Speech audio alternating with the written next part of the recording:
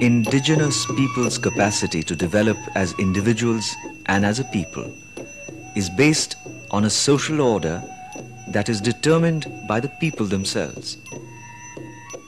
If and when this social order is destroyed, their identity and continuity as a people are threatened. A crisis ensues. For the Boro people, their current situation is one of persistent crisis as they continue to fall victim to socio-economic suppression, oppression, exploitation, and political domination.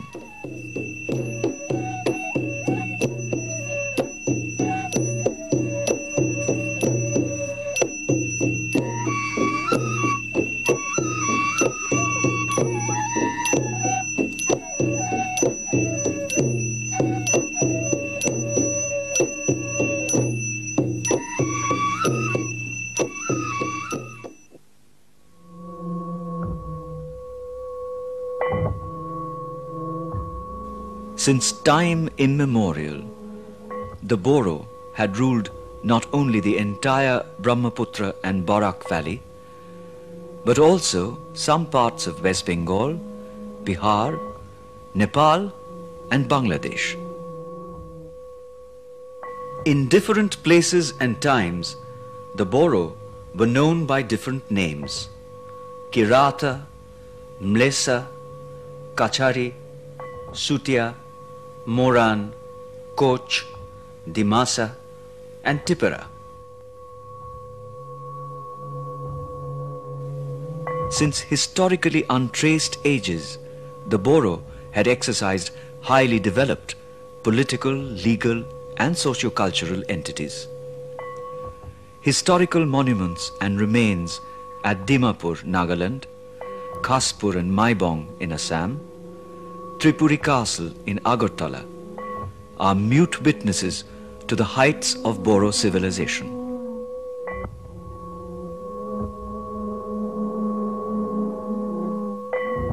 Today, the majority of the Boro live on the foothills of the mighty Himalayan ranges in the north bank of the Brahmaputra or Dilao River.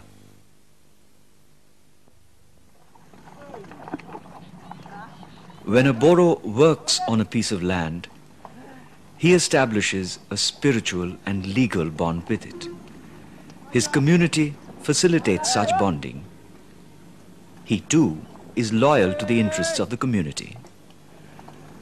The reciprocity develops various institutions to give the capacity to progress as individuals and as a people. It is such social order that ensures the identity, continuity, cultural and intellectual development of the Boro.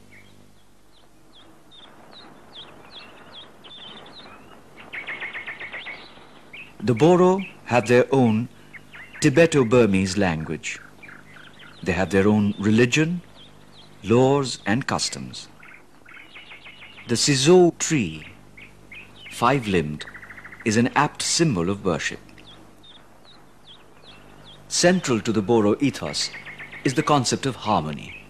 Harmony with nature and harmony with community. This is well expressed through their idea of cosmos. Boro cosmology is reflected in Bato, the five elements: earth, water, fire, wind and sky. The Kerai is the classical Boro rite of worship. The main performers of ritual are the Oza or chanter and a Deodini or dancing oracle. Their chanting and dancing convey truths of life, being and becoming.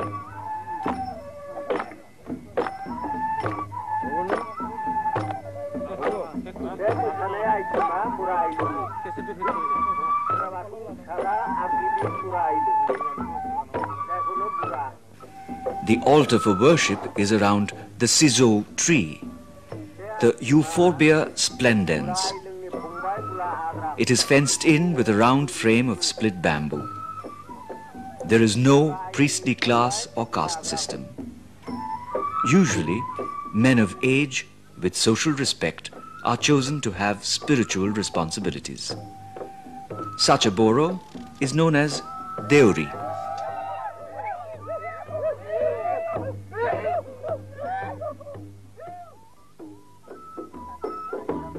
Sometimes a kerai is special, and so it is large scale. The Deodini, a woman possessed with divine spirit, dances keeping time with music made out of kham, svung and zotha. It is an all-night event.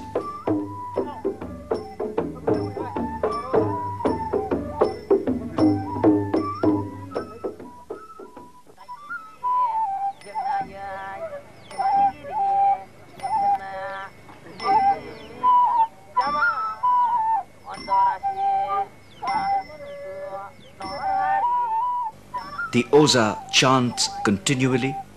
The Deodini dances. She dances circling the sacred altar.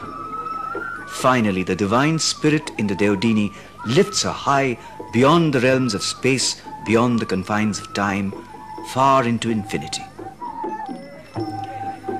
A kerai is more than just a rite, participatory in nature. It provides myths of human origin, the origin of the world, the individual's ideal relations to land and community, processes of conflict resolutions and moral values designed for all aspects of living and developing in Boro society.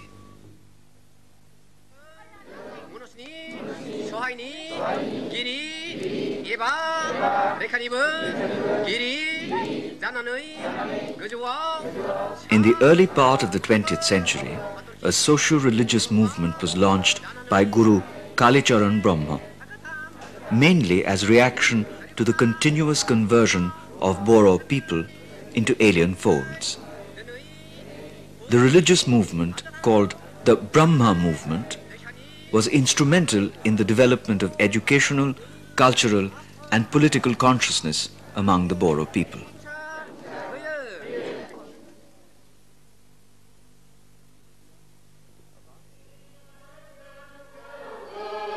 About the same time, Christianity had its impact in Boro society. The first Christian missionary, Reverend Sidney Endel, came to preach the good news as early as 1864 among the Boro people. He was eloquent in the Boro language. Reverend Sidney Endel established many village schools. In 1875, Reverend Endel's Boro Christian Church was built at Bengbari. He is known as the father of Boro literature by compiling an outline of Kachari grammar and by publishing a monograph, The Kacharis.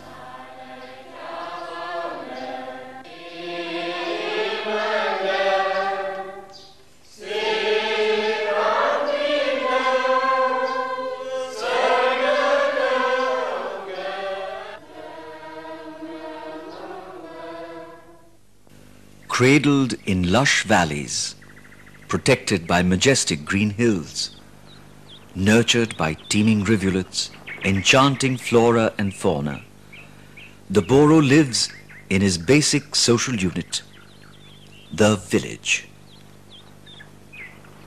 Houses are built of bamboo and straw thatch with a courtyard in between.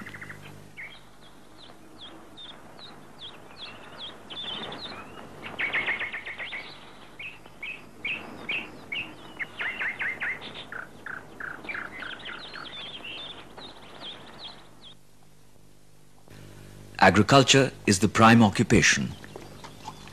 Rice is indeed the staple food, and the major portion of Boro lives is related to its cultivation and production.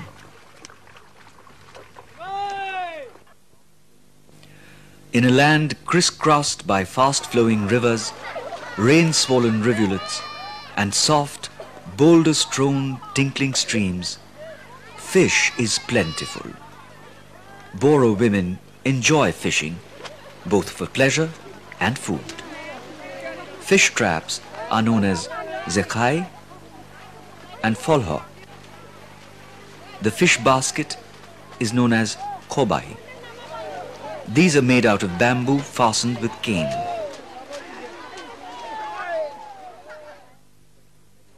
Dried fish is ground with special medicinal herbs to be preserved and fermented in airtight bamboo cylinders to form a very special delicacy, the nafam, a favorite with all Boro.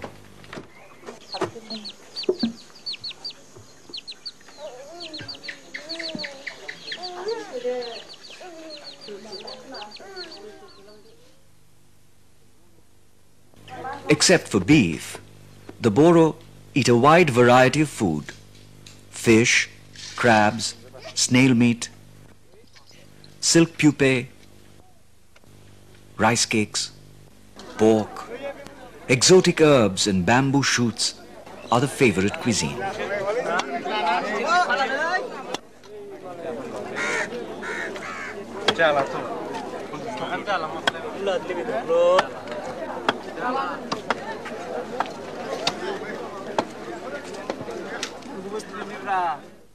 Areca nut and betel leaves are favorite Boro chewables.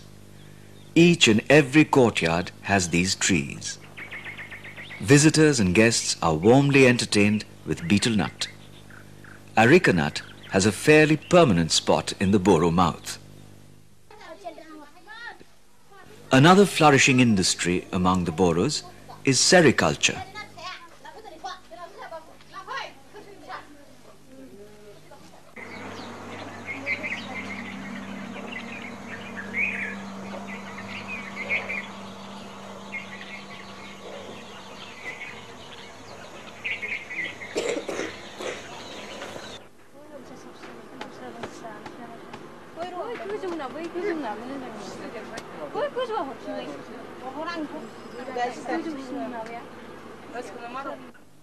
Each Boro family, rich or poor, usually keeps one or more hand-operated loom. Particularly adept at weaving, Boro women churn out vast quantities of cloth from their seemingly primitive looms. The products that they turn out are noted for their vigorous, colorful designs, warmth, softness, and durability. The colorful piece of cloth that their womenfolk wear is known as the dokona.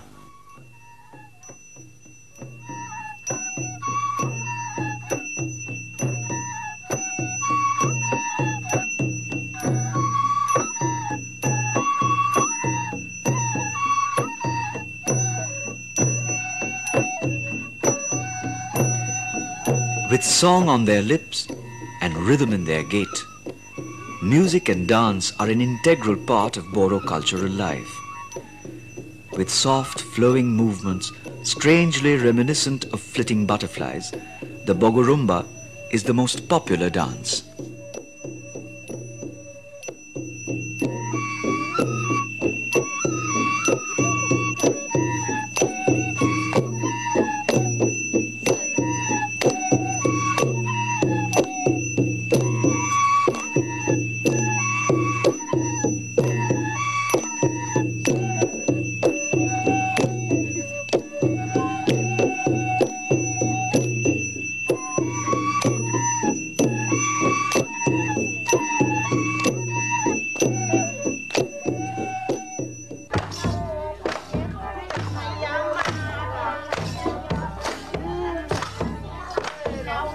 The Boro weaves harmony and beauty into the heart of his culture.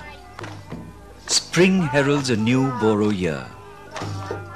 Boisagu is the expression of their hope and joy at New Year. It is the greatest celebration of the year. Rice beer or zou refreshes.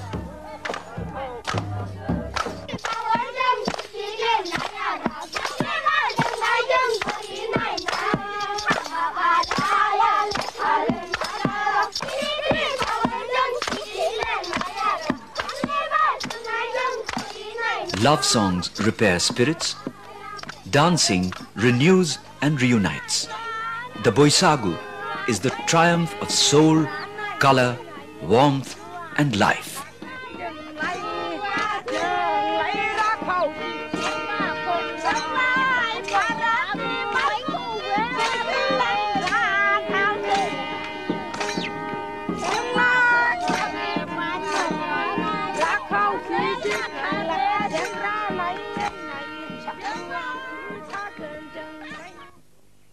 The Boro and their land were left alone for a long time until changing world conditions lured them and land was viewed differently. The impact of Western civilization on the Boro was felt in the last decades of the 19th century and resulted in the consequent decline and extinction of the Boro kingdoms of Dimasa, Tipperah or Kokborok, Sutiar, Moran, Koch and others. The colonialists seized Boro lands for rich natural resources to feed rapid rates of industrialization in the West. Boro people were used as collectors of forest products, as cheap slave labor in tea plantations, and as mercenaries to oppress and enslave other indigenous peoples. Along with the colonial government came traders, adventurers, and poor peasants and laborers from well-populated Bangladesh, Nepal, and the Indian plains. Even after India's independence, both government and capitalists grabbed the land of the Boro people for industrialization, tea plantations, militarization, and even for research projects. The Boro, of course, resisted such incursions, sometimes with force, and at other times by retreating further into the forests with much sacrifice of life and hardship.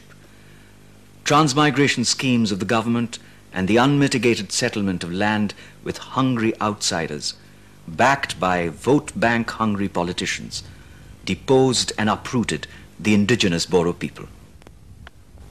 A people who for thousands of years were intrinsically linked to the forest that abounded in their land, have now become forced to exploit it under massive consumerist pressure.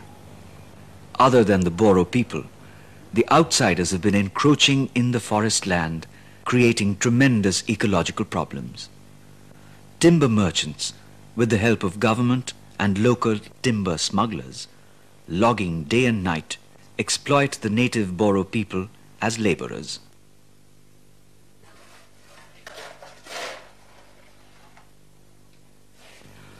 Enforced poverty has not only turned the Boro into a daily wage earner at home, but has also forced him to migrate to alien land as a laborer.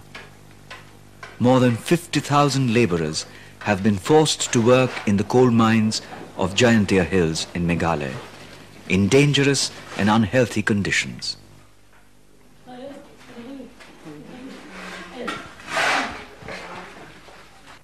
In alien land, their social structure has completely broken down, while the evil designs of modern society have molded their lives.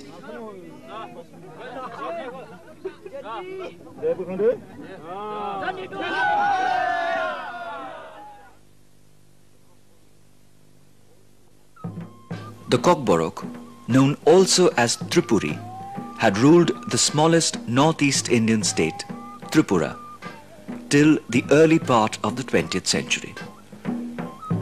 The Britishers had always referred to the state as independent Hill Tipperah.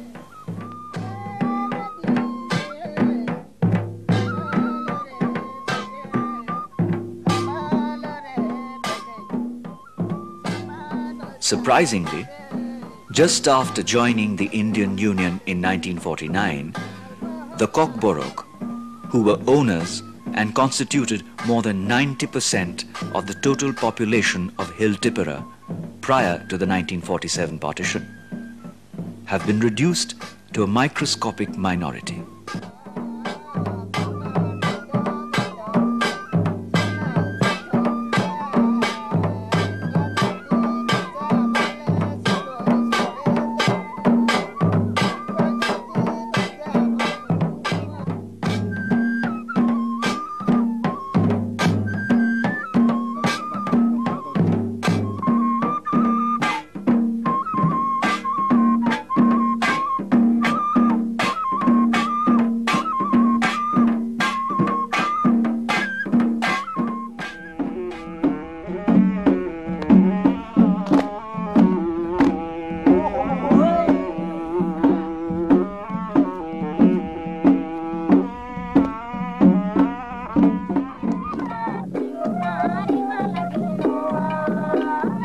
Rich in culture, the Rabhas and the Tiwas are also facing the same fate in post-independence India.